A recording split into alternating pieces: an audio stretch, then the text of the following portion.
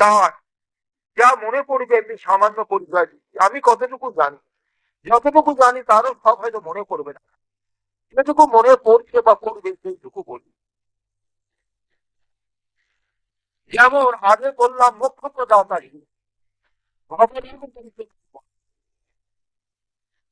তিনি হলেন ভবরোগ বৈদ্য। মানুষের মানব জীবনের সবচেয়ে বড় রোগ, যে রোগ আমাদের সকলকে গ্রাস করেছে, যখন আমরা জন্মগ্রহণ করলাম তখনই সেই রোগ আমাদেরকে গ্রাস করল। সেই রোগের নাম হলো ভবরোগ। জন্মটাই একটা রোগ। তা আমরা তো জন্মগ্রহণ করি না, যে মুহূর্তে জন্মগ্রহণ করলাম সঙ্গে সঙ্গে কালক্রমে করলাম, সঙ্গে সঙ্গে মরতে শুরু করলাম। জন্ম মানেই মরণ। যে মুহূর্তে জন্মগ্রহণ করলাম আমাদের মরণ শুরু হলো, ধীরে ধীরে ধীরে ধীরে মৃত্যুর মুখে আমরা বুঝে লাগলাম। তা এই মরণ জয় করবার মন্ত্র এখানে তিনি দিলেন, গুরু গুরু মন্ত্র। এছাড়া তন্ত্রে কত মন্ত্র তিনি বলে গেছেন, যা সাধক শিক্ষিত পুরুষ গুরু কাছে গ্রহণ করতে পারেন, সেই মন্ত্র ভজন করতে পারেন, জপ করতে পারেন, ধ্যান করতে পারেন মন্ত্রের দেবতাকে। সেইভাবে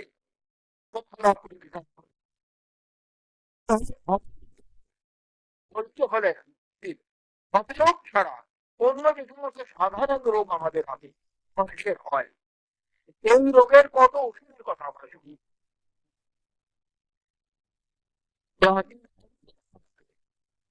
আমাদের যত সমস্ত ওষুধ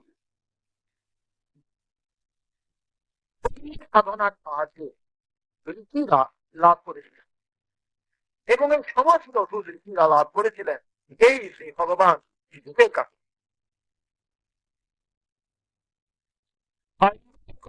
দেখা যায় যে মকরধ্বজ, জগন্নাথ প্রমুখ বিভিন্ন প্রকারের মোদক, এছাড়া আরো কত আয়ুর্বেদে ওষুধ আছে তার জিনিস নাকি। এবং আয়ুর্বেদে শুধু তো ওষুধ আছে তা নয়, আয়ুর্বেদে শল্য চিকিৎসারও বিধান আছে। শল্য চিকিৎসা হলো সার্জারি, সেই কাটা কাটার বিধি। আমাদের প্রাচীন আয়ুর্বেদে এটি শাস্ত্র ছাড়া আরো খুবই কোন কপি হয়েছে। আজকের কথা আমরা বলি, দেওয়া আছে তার প্রায় মানে একবারে পরিপূর্ণ বর্ণনা দেওয়া আছে। এর প্রায় তা এই পাওয়ার জন্য মানুষকে করে চিন্তা করে লোক কল্যাণ সমাপন্ন হয়েছে করেছেন।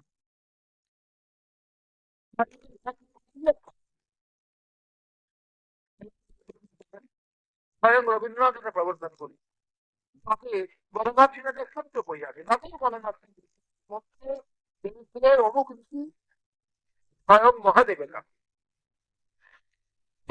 প্রভাবে কিরকম অনুষ্ঠান তারা করেছিলেন, আহা নিদ্রা ত্যাগ করে তারা বসে গেছেন, ওই যে দেবাদি দেবের মন্ত্র জপ করছেন, তাকে ভজন করছেন, তুমি এসেও বলে যাও। তিনি তারপর এই তপস্যায় প্রীত হয়ে এসে সে কিছু বলে গেলেন, হলো না। সেই জন্য একটা কথা আছে আমাদের, সুদের অসাধ্য রোগ। সুদের অসাধ্য রোগ মানে যেন কিছুই ছাড়বে না, এটা সুদের অসাধ্যতা। অর্থাৎ তিনি তিনি হলেন শেষ ডাক্তার। অন্য সমস্ত বৈদ্য যখন অপারক হয় তখন সুদের চরণ গ্রহণ করলে তিনি কৃপা করে রোগ নিরাময় করেন।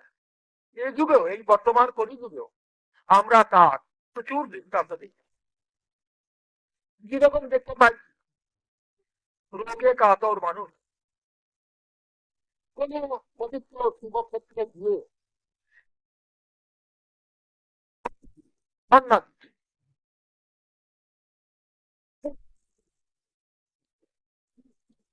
জপ করছে বা শিবকে ডাকছে আর বলছে আমার এই রোগ থাকবে না। কিন্তু রোগ নয়, এখন রোগের কথাই বলছি। রোগ ছাড়া অন্য কামনা নিয়েও যায়, সে কামনাও তিনি করতে পারেন। দেখ, রোগের কথা আলোচনা করছি, রোগের কথাই বলি।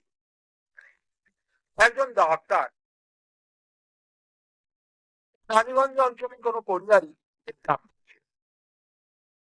তার ফুল রোগ হয়, ক্রনিক পেন বলে। পেটে ব্যথা, কোনো ক্রমে সে ব্যথা ছাড়ে না, সহ ব্যথা, কিছুতেই ছাড়ছে না।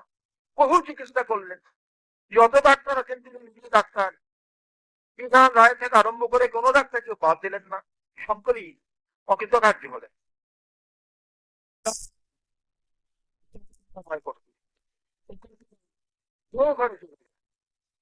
বৈদ্যনাথের কাছে গিয়ে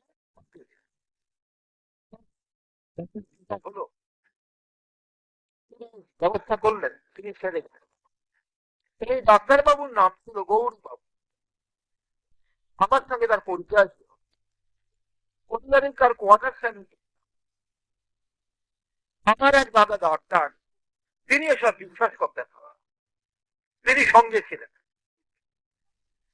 এই গৌরী বাবু, তিনি আমার দাদাকে বললেন যে আমার নিজের জীবনে পরীক্ষিত শব্দ, আমি কি করে অস্বীকার করব। তারপর আরো দু চারটে ঘটনা বলি। যেখানে আমি থাকি, রানীগঞ্জে থাকি, রানীগঞ্জে কিছু দূরে দামোদর আছে। দামোদরের ওপারে মেজে গ্রাম আছে, মেজিয়া।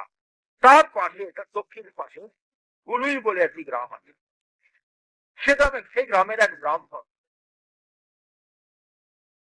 তিনি বরাকর কলিয়ারির ম্যানেজার ছিলেন। আমি বহু বছর আগে,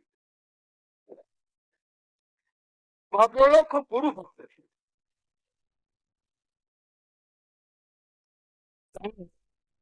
3 সাল আগের ঘটনা এটা। যক্ষা রোগ হয়, তখন যক্ষার কোনো ওষুধ বেরো।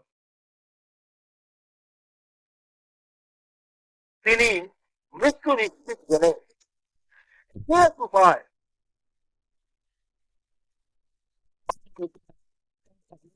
বলে এখান থেকে বীরনাথ ধাম পর্যন্ত প্যাসেঞ্জার ট্রেন যাওয়া আসা, 24 ঘন্টা লাগে সেই প্যাসেঞ্জারে যেতে আসে। ওই প্যাসেঞ্জার ট্রেনে উনি যাচ্ছেন।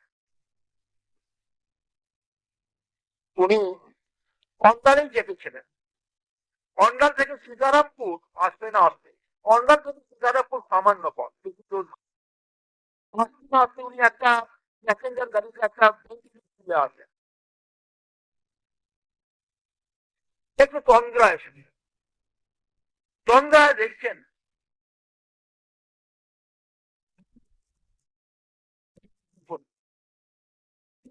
বাবা,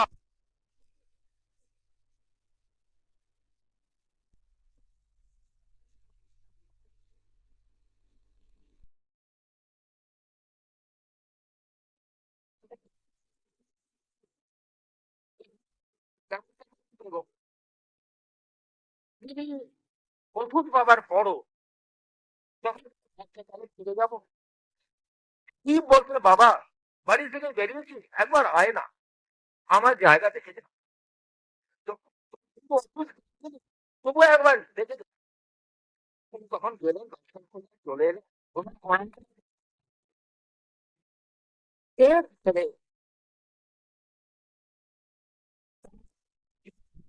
বয়স,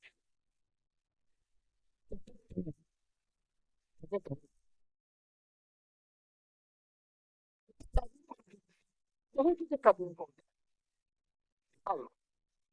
ডাক্তার বললে তোমার বয়সের রোগ হয় না, এ রোগ সারবার কোনো উপায় নেই। এর তখন স্মরণ হলো যে আমার বাবা, বাবা বৈদ্যনাথের আশ্রয়ে এসে সিদ্ধান্ত হয়েছিলেন, তার রোগ থেকে তিনি আরোগ্য লাভ করেন। তো আমি একবার চলে যাই, দেওঘর চলে যাই। তখন তিনি দেওঘর গেলেন, বৈদ্যনাথ ধামে গিয়ে হতে গিয়ে পড়লেন। 30 দিন তিনি কায়া না, কোনো থেকে ছাড়া না। 30 দিনের দিন তিনি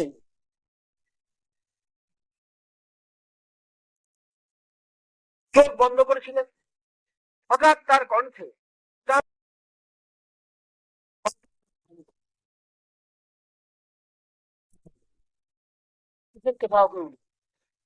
মন্দিরের দিকে থাকে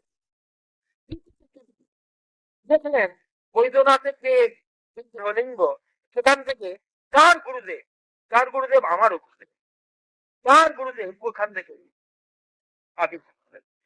তার কাছে এসে গেলেন, চিন্তা দিয়ে বলছেন, বলেন ও সন্ত শুনছে, ও বলছেন আয় আমার সঙ্গে।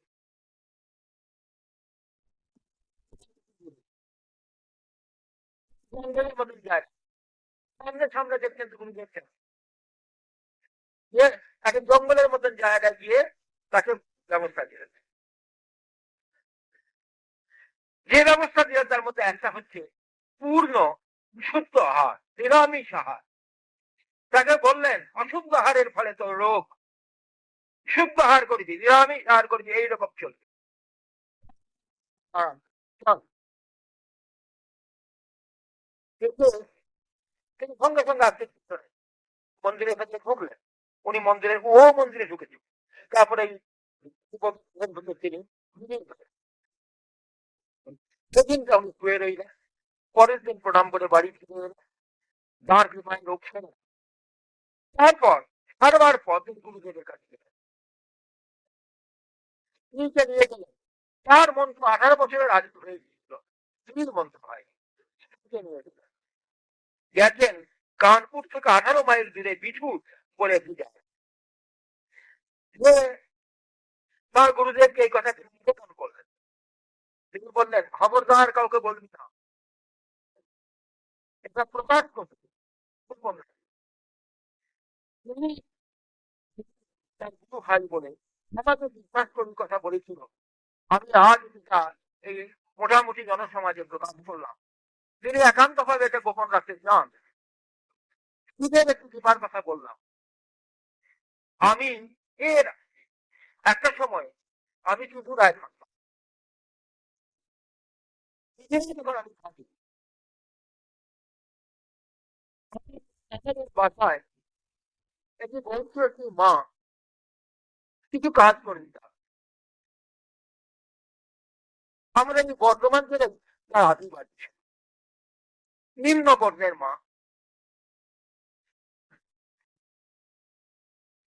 খুব জলচল জাতীয় নয়, কিন্তু অত্যন্ত সজ্জন।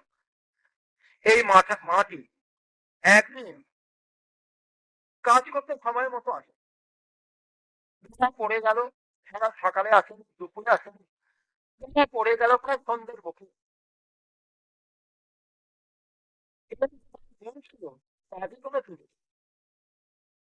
তারপরে দেবী বলল প্রত্যেকটি নয়, এমন সব স্বভাব।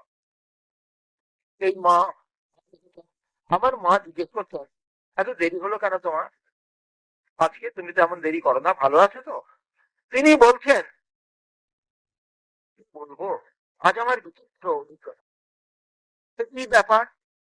বলে না আসবো বলে আমি আমার ঘর থেকে এমন সময় একটি ব্রাহ্মণের ছেলে ঘরে ঢুকলো, ঢুকে আমাকে দণ্ডবত প্রণাম করছে। বলে আমি কুঞ্চিত হয়ে থাকছি, চরণ ধরছি, কি বাবা, না না না না। বলেন মা, আপনার প্রসাদ আমাকে দিতে হবে, আমি আপনার জন্মান্তরে ছিল। উনি বলছেন বাবা আমি আমার নিজ জাতি, তুমি তোমার গলায় পৌঁছে গেছি, তুমি ব্রাহ্মণ, তোমাকে আমি কি করে আমার প্রসাদ দেবো? বলে তাহলে আবার রোগ থাকবে না। আমি তারক ছেড়ে হতে দিয়েছিলাম। বাবা তারকনাথ বললেন যে মাকে পদাঘাত করেছিলি কত জানে, তাই তোর এই রোগ। মায়ের কাছে চলে যা, তোর মা শরীর পাল্টে এইখানে আসেন, ঠিকানা ঠিকানা বলে দিন, তার প্রসাদ খেয়ে আয়, তবে তুই আরো লাভ করবি। কি করবে নাছর বান্দা, যে মা তাকে দেবে না প্রসাদ, যুবক প্রসাদ নেবে।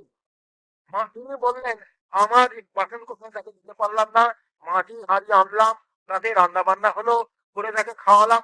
তিনি বললেন আমার পাতে বসে আমি যে খেলাম, তাই তাকে ছিল, তাকে তারপরে আমি নদী খাতে ব্যাপার পৌঁছে দিলাম।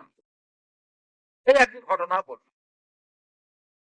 এরকম আরো অনেক ঘটনা আছে জানি। ওষুধ বাক্য এইভাবে তার আশ্রয় নিলে রোগ সারে, রোগ ছাড়া অন্য জিনিসও সারে। জীবনের নানা সংকট যে সারে, নানা সংকট মানুষ আপনায় এরও আমি বহু প্রমাণ জানি। কত আর বলবো, সংক্ষেপ করতে। তাহলে জগৎ কল্যাণের কল্পতরু হলেন এই মহাদেব। জগতের কল্যাণ করাবার জন্য কল্পতরু হয়ে তিনি আছেন। কেউ যদি গুরু গুরু করে, কেউ যদি করে, মহাদেব মহাদেব করে, হর হর করে, তার যে কোনো একটি নামে তাকে ডাকে, প্রার্থনা নাই সে তার যা কাম্য তা লাভ করবে। সে যদি নিষ্কাম হয় তো ভগবত লাভ করবে, জীবন মুক্ত অবস্থা লাভ করবে।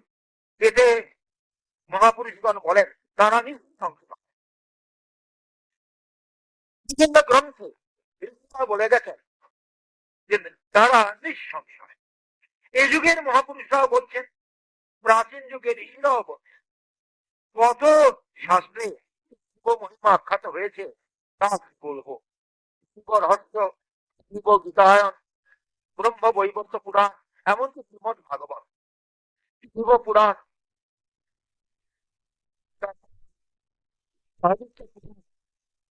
জায়গায় মহিমা হয়েছে। তাতে এইসব কথাই বলা। শিবের নাম যে কোনো একটি নাম যদি লোকে নেয় এবং সেই নামটি যদি অবহেলা করে, অশ্রদ্ধা করেও যদি মানুষ জপ করে যায়, তাতেও সে কাম্য বস্তু লাভ করবে, গতি লাগবে, সে বৈকুণ্ঠে যাবে বা কৈলাসে যাবে, সে মোক্ষ লাভ করবে। তেমনি শিবরাত্রির ব্রত যে মানব সমাজে প্রচারিত হলো, তার ইতিহাস তো আমরা সকলেই জানি। সে ব্যাজের ঘটনা। এটা বাদ দিয়ে আরো দু একটা ঘটনার কথা বলছি, যা বেদম ব্যাস পুরাণে বলে গেছে। যেমন একটি ঘটনার কথা বলি, এই পুরাণকে আমাদের মহাপুরুষগণ এবং প্রাচীন ঋষিরাও বলে গেছেন যে পুরাণ তো নয়, এই পুরাণ গ্রন্থগুলি এক একটি ইতিহাস। বহুকাল আগে এক ব্যাগ ছিল। এই ব্যাগ মদ ছিল।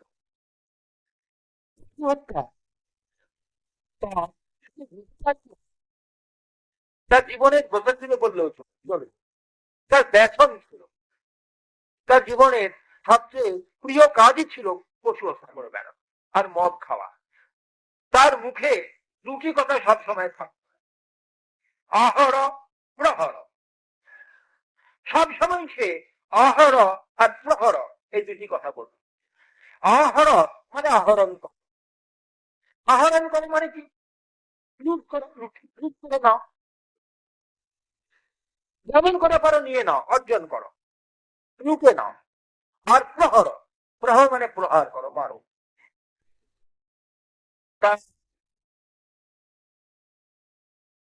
কে ভগবানকে ডাকতে হয়, ভালো হতে হয়, ধর্ম পালন করতে হয়, এসব জিনিস কখনো শোনেও নেই। ধর্ম বলে কিছু আছে, ভগবান বলে কিছু আছেন, তার কানে এই কথা পৌঁছবে। একদিন তার মরণকাল বুঝে একটা রোগ হয়েছে।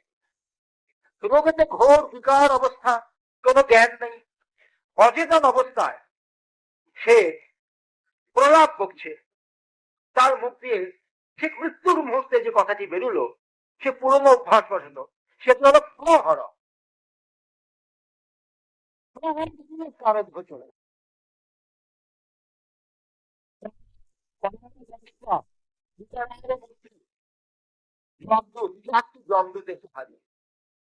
তাকে তাকে তাকে যাবে জমালয়ে। তাকে বেঁধে নিয়ে যাবার উদ্যোগ করছে যমদূতরা। ঠিক সেই সময়ে স্বয়ং মহাদেব এসে তাদের ধরেন এবং তাদেরকে বললেন, তফাৎ যাও, তোমরা এখানে কেন? এ আমার সঙ্গে যাবে। তারা অবাক। তিনি বললেন, যমকে গিয়ে তোমাদের প্রভু যমকে গিয়ে বলো, আমার নাম যে উচ্চারণ করবে তার কৈলাসিক গতি হবে। মৃত্যুকালে যে আমার নাম উচ্চারণ করবে, যে আমার সঙ্গে যাবে, তাকে নিয়ে চলে গেলেন কৈলাসে দিয়ে পৌঁছে দিলেন।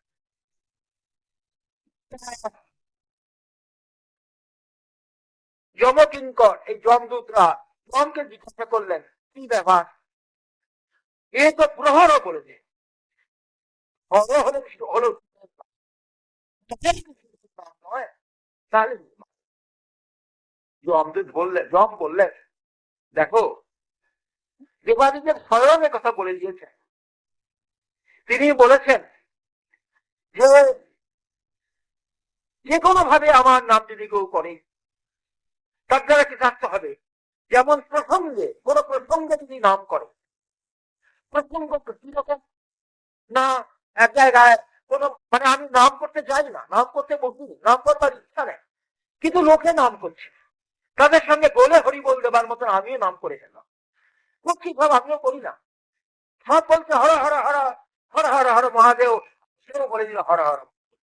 এটাকে বলছেন প্রসঙ্গ, প্রসঙ্গক্রমে নাম করা, তার দ্বারা সে মুক্ত হবে, মরণকালে করলে কৈলাস প্রাপ্তি হবে। অর্থাৎ যদি সে প্রয়োগ করে, কৌতুক করে করে, মজা করে, ঠাট্টা করে, বিদ্রুপ করে, কোন লোক শিব শিব বলছে, তাকে বিদ্রুপ করে কেউ শিব শিব বলতে পারে, পাপি কাজ কাজ নিয়ে সে মোক্ষ লাভ করবে। এত কৃপাময় পদার্থ। অনুরূপ ভাবে বলছেন যে শিব নাম যদি কমিয়ে করে বা বাড়িয়ে করে, শিবের একটি নাম আছে, কিছু বাদ দিয়ে সে নামটি যদি করে, অথবা কিছু যুক্ত করে যদি করে, অধিক অক্ষর যুক্ত করে যদি শিবের নাম করে, যেমন প্রহর, প্রহরে নাম নয়, তাতে একটা অধিক শব্দ আছে প্র, কিন্তু তার মধ্যে হর কথাটি আছে, হর তো শিবের নাম, এই প্রহর বলাতে শীত সুশীত করে তার কানে পৌঁছে গেছে প্রহর নাম, যে মৃত্যুকালে সে আমাকে স্মরণ করেছে, আমি চললাম তার কাছে, আমি সঙ্গে করে নিয়ে আসবো। এই একটি ঘটনার কথা আমাদের প্রাচীন ইতিহাসে লিপিবদ্ধ আছে, এটা বানানো কথা না, প্রমাণ। সেই শ্রী ভগবান শঙ্করাচার্য থেকে আরম্ভ করে বা তারও আগে ভগবান বাদরায়ণ, শ্রী ভগবান ব্যাসদেব থেকে আরম্ভ করে আজ পর্যন্ত যত ঋষি মহর্ষি মহাপুরুষ আছেন, সকলে বলেছেন যে এই সমস্ত কথা এটা বানানো গল্প নয়, কবি কথন নয়, এ হলো যথার্থ সত্য ভাষণ, বাস্তবিক এই ঘটনা ঘটেছে। সত্যদর্শা ঋষিরা সেই ঘটনার সাক্ষী স্বরূপ এটা লিপিবদ্ধ করে গেছে। তারা এটাকে সত্য ঘটনা বলে তারা নথিভুক্ত করেছে, পুরাণ আছে এগুলো, সেই জন্য এটা থাকছে। তার এক কৃপার কথা আমরা বললাম। তার পীড়া মানুষের জীবনে আছে। আমরা সকলে মোক্ষকামী নই, সব মানুষ আমরা ধর্মকেও আচরণীয় বলে মনে করি না। অনেকেই মনে করি ধর্ম করে কি হবে, আমরা সংসারে সংসারে সুখ জ্বালা মাখা থাক হোক, জ্বালাময় সুখী আমরা দেখছ, তাদেরও গ্রহ পীড়া ভোগ করতে হয়। গ্রহ পীড়ায় মানুষ উন্মত্ত বছর, এই নানান গ্রহ পীড়া যে মানুষের হয়, তার থেকে কি করে সে উদ্ধার পাবে, সে কথাও সাধু সংকলনী তন্ত্রে পরমার্পতি সম্বাদী স্বয়ং তিনি বলে গেছেন। জগৎ তিনি বলছেন যে দেখো, এই চন্দ্র, সোম, মঙ্গল, বুধ, বৃহস্পতি, শুক্র, শনি, রাহু, কেতু, এই গ্রহগুলি যত পীড়ন আছে তার থেকে পরিত্রাণের জন্য এই কবচ পাঠ করো, এই মন্ত্র জপ করো, এই কবচ ধারণ করো, কোনো রকম দয়ালু এদের মতন আর কি কোথায় আছে? একটা প্রশ্ন উঠতে পারে, এত তিনি যদি দয়াময়, এত কৃপালু, তাহলে আমাদের আজ এত দুঃখ কষ্ট, জীবনে এত জ্বালা যন্ত্রণা কেন? কারণ তার পথে আমরা চলি না। যা কৃপা পেতে গেলে যে করণীয় সেটা আমরা করি। একটু আগে বললাম আমারই কোন বয়স পরিচিত গুরু ভ্রাতার ঘটনা বলে কিভাবে তিনি শিবের কৃপা পেয়েছিলেন তার ঘটনা বলেন। তিনি বলে দিলেন সূক্ষ্ম আহার করবেন, যে রাস্তায় চললে পরে মানুষ সংসারে সুখ শান্তি আনন্দ পাবে, শুধু সুখ শান্তি আনন্দ পাবে তা নয়, সাংসারিক উন্নতিও হবে, আমার অন্তে মোক্ষ লাভ করে তা মোটামুটি বলে দিয়েছে। কি পথ সেগুলি? একটি প্রথম হলো সূর্য। এই সূর্য হাতকে আমরা আজকাল করি না। সূর্য হাত কি? সূর্য হাত মানে নিরামিষ শ্রেষ্ঠ কি? নিরামিষের মধ্যে পেঁয়াজ রসুনটা আবার জানতে হবে আমিষ পদবাদ। পেঁয়াজ রসুন বাদ দিয়ে নিরামিষ আহার করতে হবে। সূর্য আহার সেই সাংসারিক উন্নতি, সুখ শান্তি, ধর্ম বা মোক্ষ লাভ করতে যেগুলো এক কাজে লাভ করতে তার পক্ষে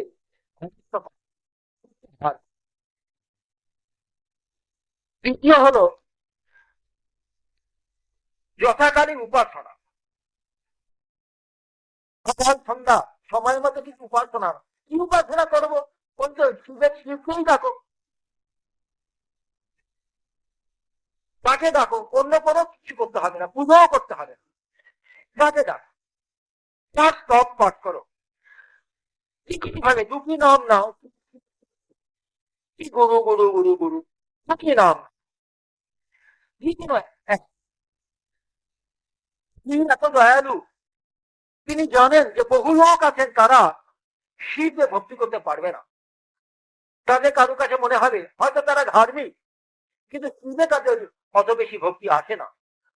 তাদের কারু প্রাণ চায় নারায়ণ, কারু প্রাণ চায় কৃষ্ণকে, কারু চায় রামকে, কারু চায় দুর্গাকে কি কালীকে তারাকে, কারু চায় গণপতি গণেশকে, কারু চায় সূর্য নারায়ণ, কেউ খোদা তালার উপাসক, কেউ কি হবে? তাদের উপকারের জন্য তিনি কৃষ্ণ তন্ত্রে ওই মন্ত্ররাজ গুরু, এই গুরু একটি কোনো মন্ত্র নয়, এটি কি নিজে মন্ত্র। তিনি যে দিয়েছিলেন গুরু গুরু করো, তুমি শৈব নও, শিব ভক্ত নও, তুমি নারায়ণ ভক্ত, তুমি বৈষ্ণব, তুমি গানভক্ত, তুমি সৌর, তুমি খ্রিস্টান কি মুসলমান, ভালো, তোমাকে শিব শিব করতে হবে না, তুমি গুরু গুরু করো। এমন দয়ালু তিনি যে তিনি সার্বভৌম মন্ত্র দিয়ে গেলেন, বিশ্বের সকলের পক্ষে গ্রহণযোগ্য একটি মন্ত্র দিয়ে গেলেন, সেটা হলো গুরু গুরু। তার দ্বারাই তোমার যা কিছু কাম্য হতে পারে এই জগৎ সংসারে তুমি তাই লাভ করবে। মোক্ষ সহ, ভগবানের লাভ সহ, তুমি নারায়ণকে চাও, খুব ভালো কথা, তুমি গুরু গুরু চাও, গুরু গুরু করলেই নারায়ণ তোমার সামনে আসবে। কি করে আসবেন? আগে শিব আসবেন। শিব এলে শিবই তো ঈশ্বর সাক্ষাৎকার করা, গুরুরূপী শিব কি ঈশ্বর সাক্ষাৎ করাবেন সাধক। এমন যে জগৎ কল্যাণের কল্পতরু যে মহাদেব, তার মাহাত্ম কীর্তন করতে পারা মহা সৌভাগ্য, শ্রবণ করাও মহা সৌভাগ্য, তাকে তার নাম করা, তাকে দর্শন করা, তার পুণ্যপীঠে আসা, পুণ্যপীঠে বসা, এই পুণ্যপীঠের সেবা করা, এও মানুষের মহাপুণ্যের কাজ। শুধু এর দ্বারাই মানুষকে কাটতে হয়। নাম রূপ লীলা ধাম, এই চারটির যে কোনো একদিকে যদি মানুষ আশ্রয় করে, তার দ্বারা তার জীবন ধারণ সার্থক হয়ে যাবে, সে কৃতজ্ঞতা আসতে হবে না ভগবানের ঠিকানা।